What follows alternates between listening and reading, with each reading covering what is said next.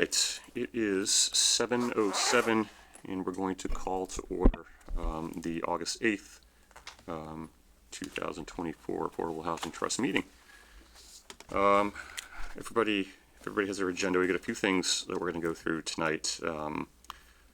We are going to, I think, skip the goals discussion and postpone that until September. We're not in any enormous hurry for True. that. But because we are hybrid, we should probably start with a roll call. Oh, yeah, okay. Brittany. Here. All right, Colleen. Here. And Dan. Here. All right. Matt, I think, is on his way, so we can get rolling. Amber, there was a link to a YouTube video that I sent you. Can we play that? Sure. Okay.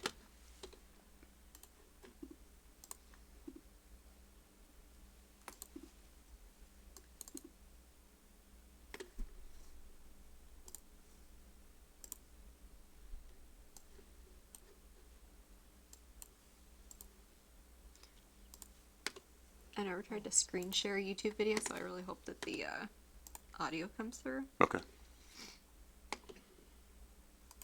It does say there are 6 participants too. Are any of them members that are in the attendees? No. Okay, cool.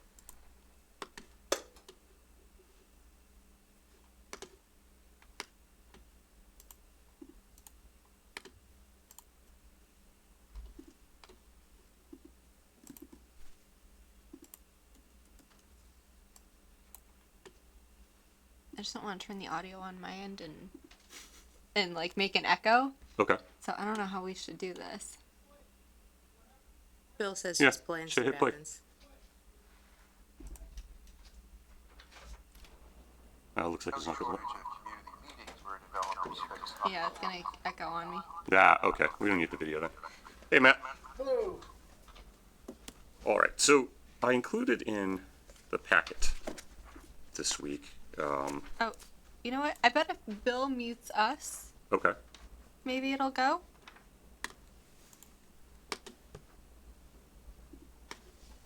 He's gonna mute us now.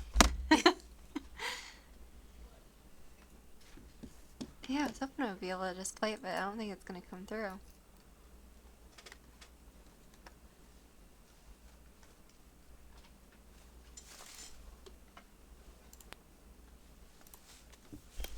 Outside the city. Oh, you're unmuted It's again. not gonna work. Well, try it again while you're muted though. You haven't done that. Oh, it just doesn't come through. Yeah. Yeah, that's okay. Nice try anyway. All right, we can just talk about it. So the link that I forwarded is this woman. She's a professor at Boston University. Her name is Catherine Libby Einstein. And back in 2017, she and some fellow professors at BU put together a study about who was attending public meetings in Massachusetts. And what they ended up finding was that, here's how to do it, just read the abstract. Scholars and policymakers have identified neighborhood activism and participation as a valuable source of policy information and civic engagement. Yet these individuals may be biasing policy discussions in favor of an unrepresentative group of individuals. Using the case of housing policy, we compile a novel data set on all citizen participants in planning and zoning board meetings concerning the development of multiple housing units in 97 Massachusetts cities and towns. We match these thousands of individuals to the Massachusetts voter file to descriptively investigate local political participation. We find that individuals who are older, male, longtime residents, voters in local elections, and homeowners are significantly more likely to participate in these meetings. These individuals are overwhelmingly likely to oppose new housing construction and cite a wide variety of reasons. These participatory inequalities have important policy implications and may be contributing to rising housing costs. And it's, how many pages is this thing? 27 pages. But really, you know, the bulk of it is pretty easy reading. And I think we can safely say that what we've seen around here, what we've seen around here lately in particular, really mirrors the findings here, and is not an outlier whatsoever. In fact, the policy the study goes on to find, they looked at one particular instance, not even in Massachusetts, but in Wisconsin. And they studied a former factory town. And the factories had closed and they wanted to put up housing in these formerly industrial areas.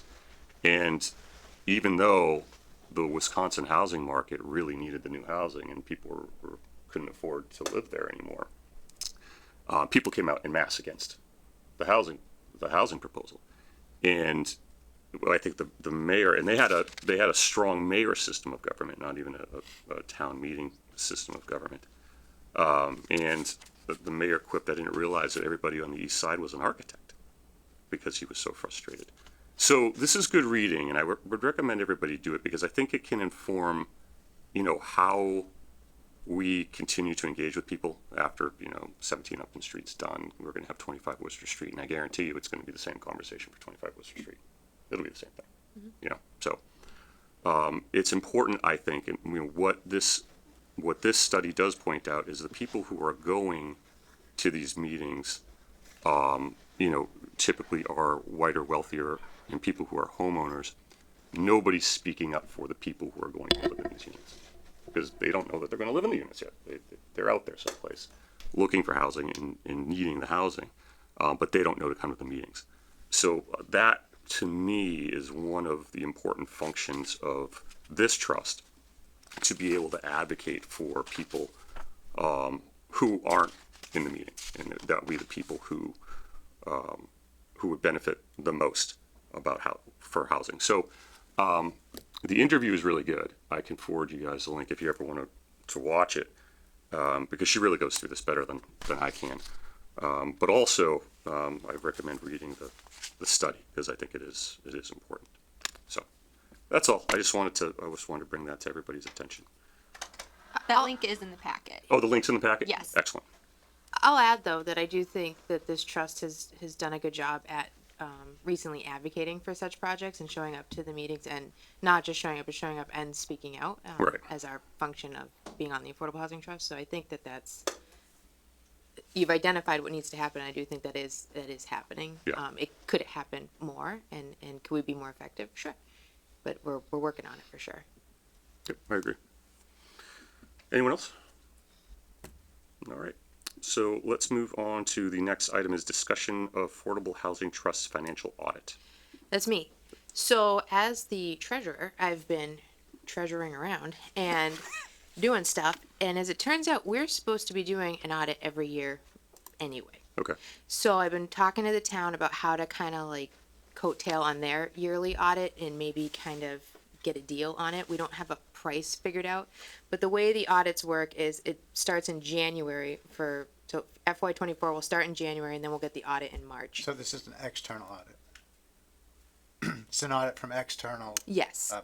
Got it. A paid external audit. Paid external audit, which Okay. means we're going to have to pony up the money to Yep. pay for it. Okay. Again, we're going to try to get it, rather than just us going and seeking it out on our own, try to use the same auditor that the town's using and start that process and do what we should have been doing. Got it.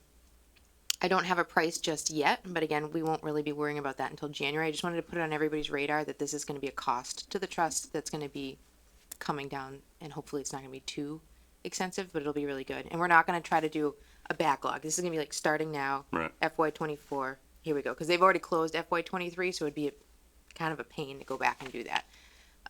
But we identified it, and so we're going to start doing that, and there we go. Any idea what the cost is going to be?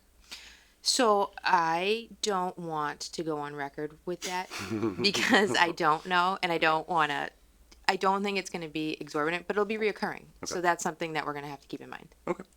Is what it is, I guess. Yep. All right. Discuss lots at High Point Drive. So Might- Fiona should be on pretty soon. She was guessing that she would be on by like 7:20. She was stuck in traffic. Okay, that's fine. We can skip that. Updates on 17 and 27 Upton Street. So I spoke to Fiona the other day. I don't have too much. It's still before the planning board. I think they're having another public hearing on Monday, the 12th, I believe. They are. I expect that the public hearing would probably close on Monday. But who knows? I mean, who even knows? I think John Grant, I talked to him the other day. He expressed frustration about the situation.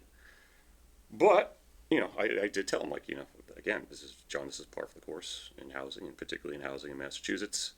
The planning board has a job to do. It's to vote on the determination of a special permit, and that questions whether or not it meets the zoning requirements. I think it pretty clearly does, but that's their job. So that's that. Someone did ask, and Fiona sent me this information. Someone asked,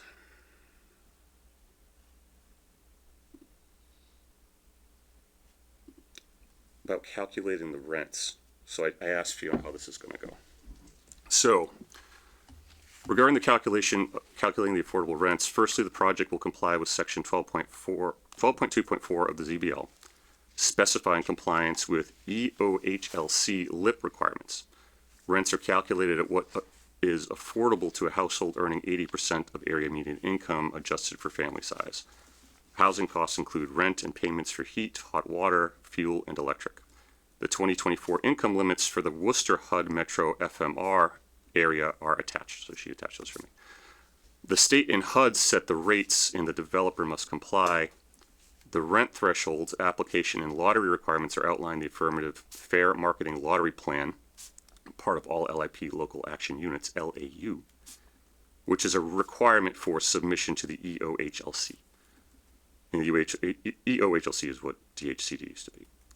The regulatory agreement is also required for the submission and enforces affordability restrictions in perpetuity for new construction. So, of course, the regulatory agreement was what governed the Pulte situation. That's why they got audited. So that's an important requirement. And this does not change from project to project. However, the developer proposes a different number of bedrooms and units in compliance with the ZBL on a project-by-project basis, e.g. studios, one bedrooms, etc. So that's how that's going to go. It's a little bit complicated, and we, of course, have never done it before. So we're all learning. Learning is fun. So that is the update on 17 and 27 Upton Street. But that also highlights that we don't really play a role in determining the rent. We don't. Right. So We don't. Okay, so bill schedule. But am I understanding that, the affordability, will be, I guess the rent will not be connected in any way to market rate? That's correct. Yeah, That's okay, correct. got it. It'll end up having a roundabout correlation, right? So if you're taking somebody's median income and, determining what their expenses are, and you're artificially setting a lower rate, you'll probably end up seeing that lower rate as some percentage of what market rate rent would be in the area in a roundabout way anyway. But really, it's based off of its 80% area median income. Yeah, okay. And if I recall, what's our area median income right now? Is it $90,000? I'm not sure what the area is. I was just reading the housing Yeah. production plan in Grafton. It's like 109 Right, for right, for the household. right, per household. Yeah. Right, so, again, as we were talking about the other day, like, Laura had sent me the steps and lane matrix for the teachers, and I'm looking at that going, oh shit. Yep. This is who we're talking about. Very sobering. Yep. Yep. But for me, one of the real benefits to this this project is that we have luxury apartments that are going to be available at affordable rates Right. to to families living in Grafton, and there's definitely a benefit to that. Yeah, I It's think, just in terms of attracting workforce, Right. having people that are able to stay in town and want to be here, and all of that. Yep. This is a really good, it's a good development for that reason. it bears repeating too, that Dukakis Center study that the EDC commissioned 10 years ago. 10 years ago now, as I'm getting old. Noted that one of the most important economic drivers for communities like Grafton going forward, in particular this community, would be to create workforce housing. Yep. You know, that, you know, is how you're going to attract and maintain quality employees. And Mass Inc. did a poll last month, or a couple months ago, that said 62% of the employers that they polled rated housing and housing affordability as a serious problem to them finding and retaining quality employees. 44% said it was a problem, not a serious problem. So at this point, you know, it's as much an economic factor as anything else. And one of the reasons why the Massachusetts economy is suffering a little bit, because people can't come here to work. Now people are leaving. I've seen people leave the state because of the high cost of housing. And mostly they're people like your age, right? It's getting into homes is difficult. And you know, Gretchen Whitmer actually said it today, where you know you have to create as much housing on every single strata level as possible, affordable housing, market rate housing, because the more that you create, the more slots that open up for people that need to come in and be able to find something. So, you know, you have people who are living at various stages of life and economic strata, right? So you have people who are looking to downsize. You have people who are looking to just get into something smaller. You have people that don't want to take care of a 3,000 square foot home. So for all these various different scenarios that occur in the variety of life out there, you need to have a creation of a lot of different types of housing and not just one single housing type, because life isn't one size fits all. That's just how it is. Absolutely. And what's going on right now is just kind of wild. You know, I haven't even been in my house for 10 years, and I'm 100% certain I could not afford my house if I had to buy it today. There's no way I could Without afford my house. question. We would not be here. Yep. And just to speak to 1727 Upton Street, at the last hearing, it is worth noting that the developer does seem to be working and listening to the community. So they've made an effort to save that barn that was highlighted as something to save. And when this project was first, you know, presented, they've reduced the number of units while increasing the number of affordable units. That's pretty awesome. So I think that gets missed a lot of the times in some of the noise. So to highlight that's important. They've also made a lot of changes in response to the Conservation Commission to address their concerns, and that, you know, that's a very important issue as well. Yeah. John did make a request that, again, if at all possible, you know, supporters could attend the meeting on Monday. Yep. So I'll just throw that out there. Okay. So, Fiona's here. Do you want to circle? oh, hey, Fiona. Yeah. Thanks for popping on. Hello, sorry I'm late. No, it's okay. We had skipped over a discussion about lots at High Point Drive. We were waiting for you, so why don't we do that? Sure. Okay, absolutely. So the Dan Hill counsel for the ZBA has been in contact with Evan and myself regarding the status of the High Point settlement. As part of the settlement, 3 lots are slated to be given to the trust if the trust is interested in accepting them. So it is they are lots 52. I'm sorry, I'm going through my notes are here. Bear with me for 1 second.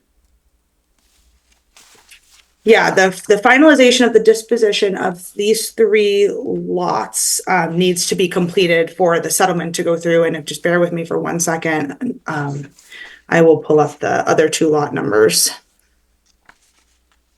I printed it out and having trouble here, so.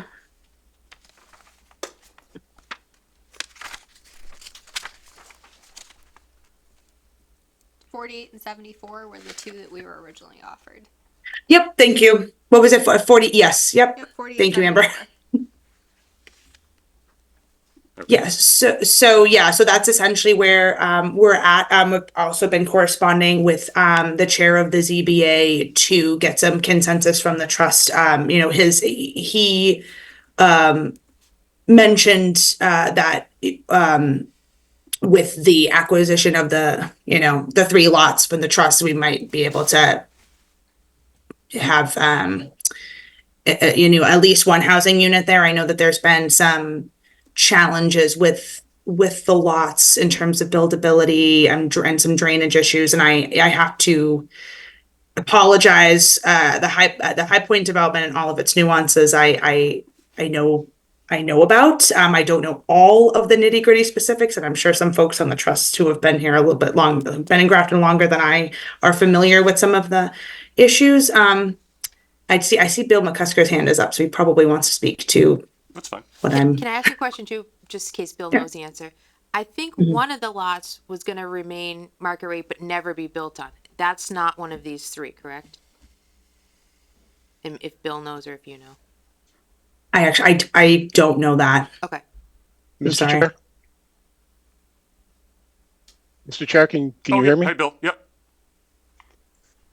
Okay, so the original settlement discussed 48 and 74 being given to the trust. And the last time this was brought before the trust, there was some concern about the lots and kind of a lack of interest almost in those 2 lots. One of them, and I think it's 74, is very buildable. Okay. The other one, 48, and I may have them backwards, but let's just say I've got them right. 48 is not very buildable. It's got a very steep incline drop off to with a detention pond in the back. So those are the 2 lots, and the hope was that an affordable house could be put on 74. 52 is the one that's right at the kind of the corner of the Y, right in front of the house that had been there from day one. And the discussion was the town keeping that because there was also some drainage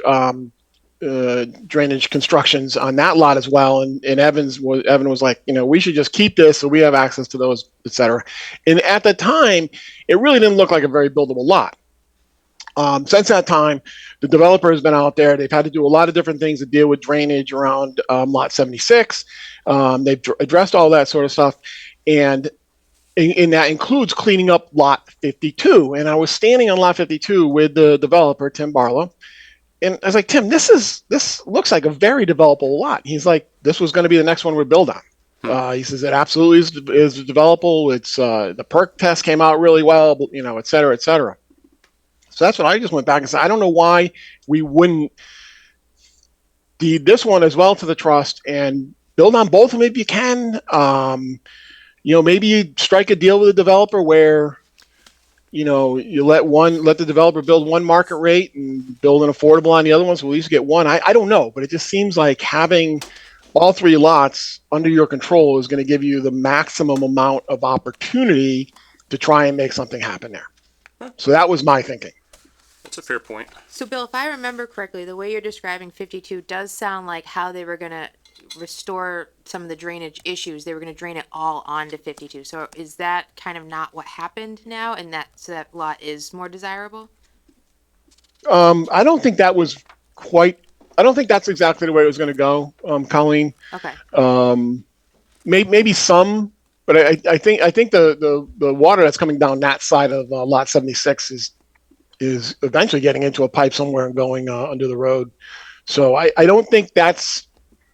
Maybe some of that's happening, but I don't think that's necessarily a problem. Okay. And and look, I kind of bounced it off of Evan because I wasn't exactly sure, and the feeling is that whatever we need to maintain, the town needs to maintain on that land, we'll still be able to do it anyways.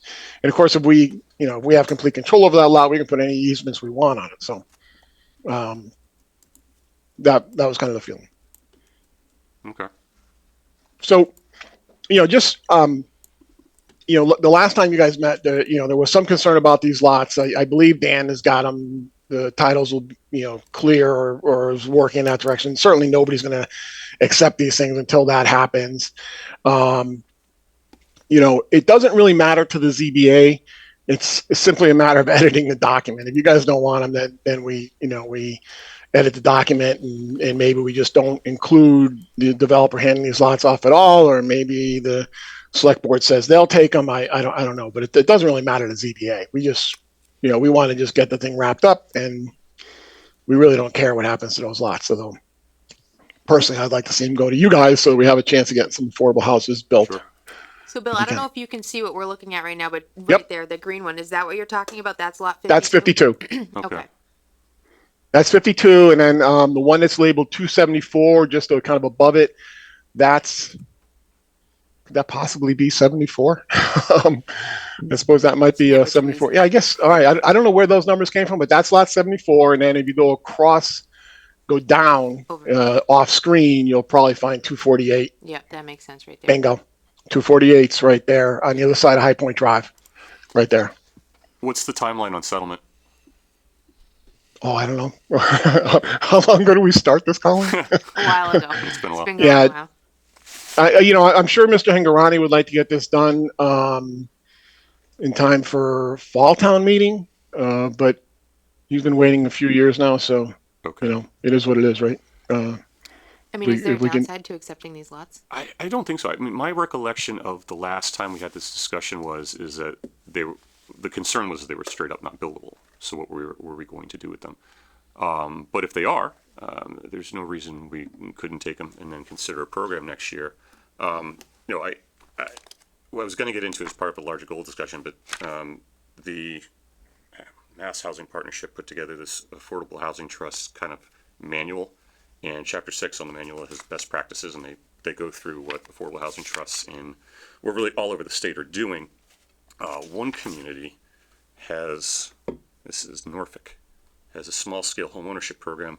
Every year they seek to purchase 3 modest homes in the $300,000 range, and basically they make them affordable. They slap the deed restriction on them, and they're sold like that. If we were to do something like that here, and we're putting just regular one-family homes on that, and funding construction to the extent we can, maybe we write a grant to a local nonprofit developer. They can do the construction. We get the affordable unit. I mean, that would be something we could do with it. In that, if I may, just to be clear, I'm not a builder. I'm not a developer. Sure. I look at a lot and I see dirt. But lot 52 looked a lot better after the developer kind of cleared it, and I don't think Tim Barlow has any reason to lead us astray. I don't think it matters to them whether we build on it or not. He seemed to think it was a buildable lot, so take it for what it's worth, whether they actually are or aren't. But Maybe the next step then is to have him come in here, talk to us a little bit about it, and have some questions about it. I think my only thing is I just don't want to end up getting stuck with 3 lots that we can't do anything with. But I think it's worth pursuing. Yeah. Have a conversation with him. Yeah, and I guess if we're going to be looking into stuff, I'd like to find out, is it possible to split it up? Like, can we just take the 1 or 2 that are buildable and allow the town to maintain the other one? Yeah. Or keep the other one, so it's not on our books as an asset Right. that we're really never going to do anything with? Right. Sure. I think that sort of one of my actions for this is to bring it to the select board to just have that discussion. What does Right. the town want to do? Right. Just because it's not buildable doesn't mean it's not usable, and maybe that community wants to put a little garden or something in there, and the town lets them do it. I don't know. Sure. But the ones that can be buildable, but to your point, I don't want to hold up the settlement either. Yeah. But we should try to get this information. Yeah, we figure that out.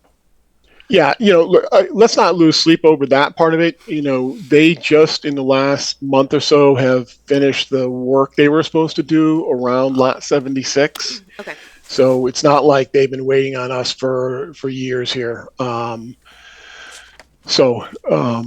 think you guys got to do what you need to do.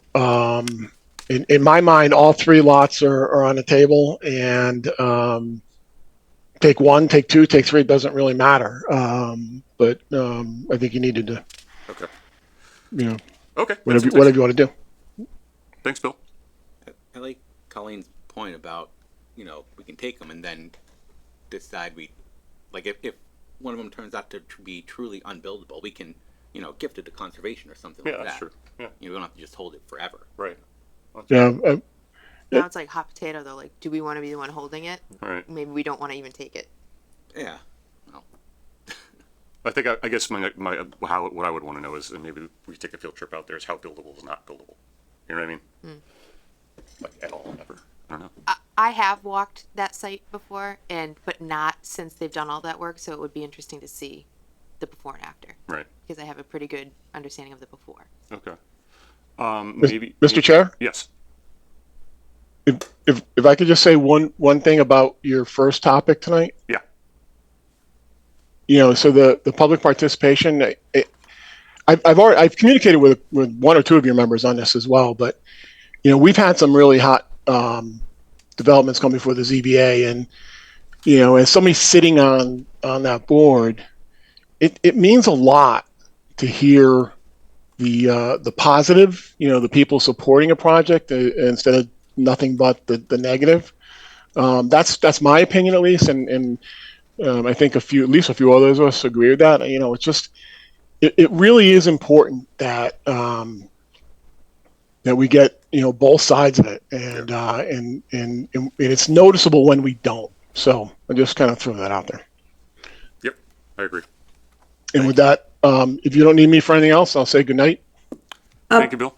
Bill, Yes. this is Fiona. Yep. Sorry, Mr. Chair. I just want to make sure that while we have him here, I could follow up on a couple of questions. If that's all right with you. Sure. Yeah. And I also know that Brittany's hand is up, and I did cut her. So, but Brittany, while I'm jabbering on, I'm just gonna go. You might ask the same question. I was just curious if they have a civil plan or a grading plan. Well, I would imagine they do. I mean, Yeah. these all were supposed to be developed. Yeah, if we can grab that, we could probably tell as well. And was this not the development that had an existing house, and that was the drainage issue? Was it draining into Exactly. that? Let's see. Yeah, okay, that's what I thought. All right. So, Bill, this is Fiona. I just wanted to, I don't mean to put you on the spot, but so if I'm understanding correctly, and this might be a stupid question, please forgive, but so perk test and the pre-development due diligence was done for these lots, and the developer did determine that that they don't, he doesn't foresee issues with buildability moving forward, and that kind of like preliminary groundwork is done. So the only thing I know for sure is that Tim and I, Tim Barlow, who's the developer, were standing on lot 52, and I said to him, I said, this just looks like it's very buildable. And one of the things that he said to me was that it perked very well. So Okay. but as far as the other lots, I would imagine that they've done that. Maybe not 48, but I would imagine they have. But I can only speak to what I was told, on this one informal meeting. Sure. And yeah, just in terms of timelines, I know that they are trying to get, the road accepted and start that process. Did they relate to you that was something they were trying to do for this upcoming town meeting? I maybe not explicitly. It's probably been implied.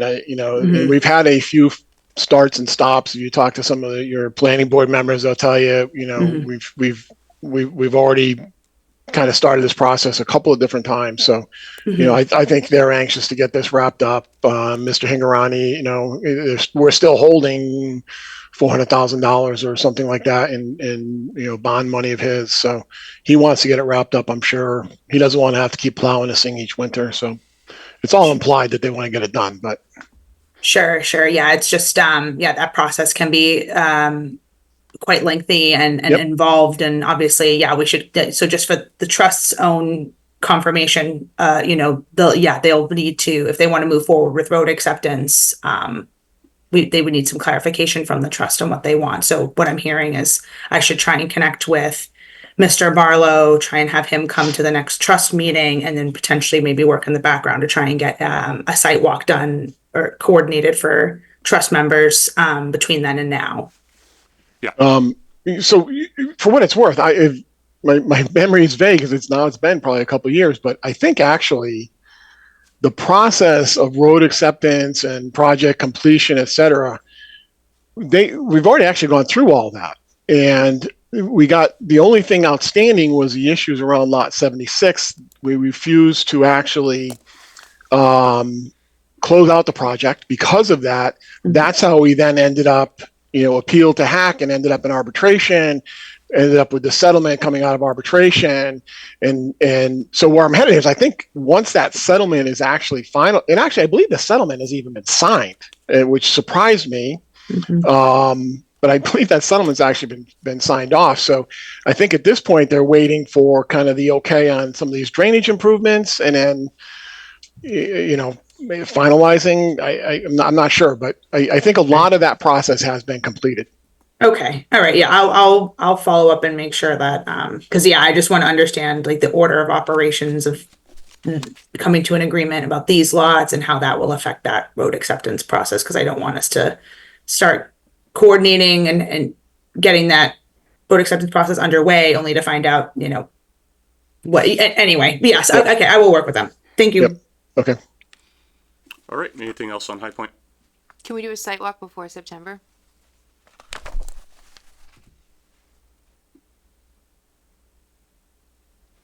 Fiona, would you? I can, that's fine by me. I don't know, Colleen, if you were asking me, I'm willing to work around the schedules of the trust. Yeah, I'm Members. thinking before our next meeting so we can just keep moving forward and not, Yeah, that's fine.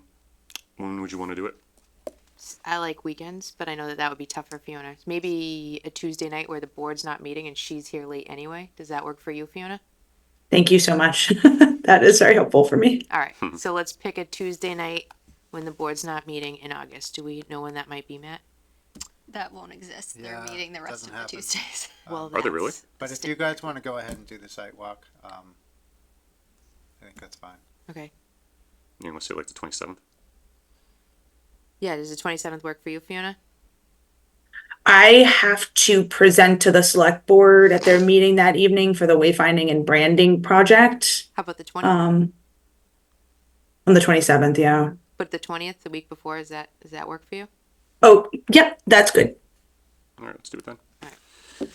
All righty. Can I tag along as well? Yeah, oh, absolutely. Everyone's invited. Oh no, the whole trust invited. Yeah. There's no, Okay, cool. If it's possible to do that like at 6. Yeah, I was just going to say it's going to start getting dark. yeah, well that's before 7 so that she can, well she's on the clock, but Yeah. Exactly. okay. Yeah, we'll say 6 o'clock Yeah. on the 20th? Okay. August 20th, 6 o'clock. Do we need to post for that? Might as well. Probably. Yeah. All right. So, if nothing else on High Point, not the last thing, bill schedule. So, these look pretty straightforward. This is all pre-development stuff. So, there's an invoice, GSX Solutions LLC, invoice number 240500-08. The 27 Upton Street costs through 7/31/2024.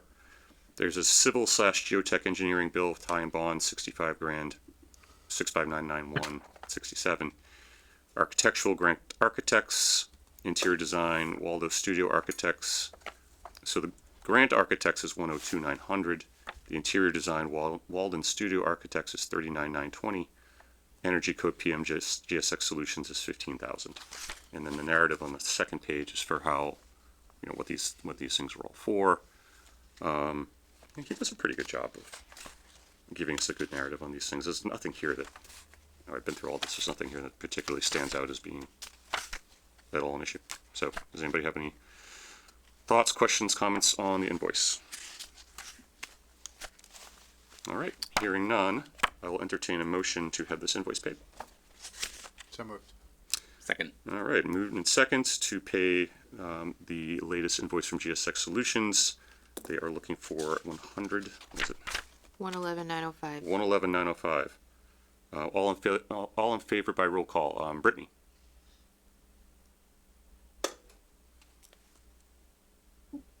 Also, You want to play with me? yeah, I. Matt, Aye. Dan, Aye. Colleen, Aye. Frisbee, aye. All right, the motion passes, and we will issue payment on the latest GSX invoice. And just so we're all updated, That's going to be about $803,000 of our $1.8 million grant that we have now officially paid to GSX. Can you say that number again? It is $803,138.75 of our $1.8 million grant. Thank you. All right, next up, we have meeting minutes from Thursday, July 11th, 2024. Of course, everyone has read the minutes. And this is the one I did join by Zoom at 8:09, because I was in New Hampshire. All right, I will entertain a motion to approve the minutes as written. So moved. Second. All right, motion made and seconded. By roll call, Brittany. Aye. Matt. Aye. Dan. Aye. Colleen. Aye. Frisbee, aye. Okay. The meeting minutes are now approved. And that brings us to the end of the meeting. I will entertain a motion to adjourn. So, Mr. Chair, before you do that, Sure. did we discuss goals? We didn't. I'm going to move over that and do that for next Okay. next month. Got it. We realized that there was nothing that we were going to get before the fall town meeting. We wouldn't have time for that anyway. Okay. So we'll pick it up probably next month. Yeah, let's hand. Oh, Fiona. Yeah, just to add to that, Ed, and for the trust, I think the goal is to have the trust start thinking about priorities and what to go after. And I just want to make a statement.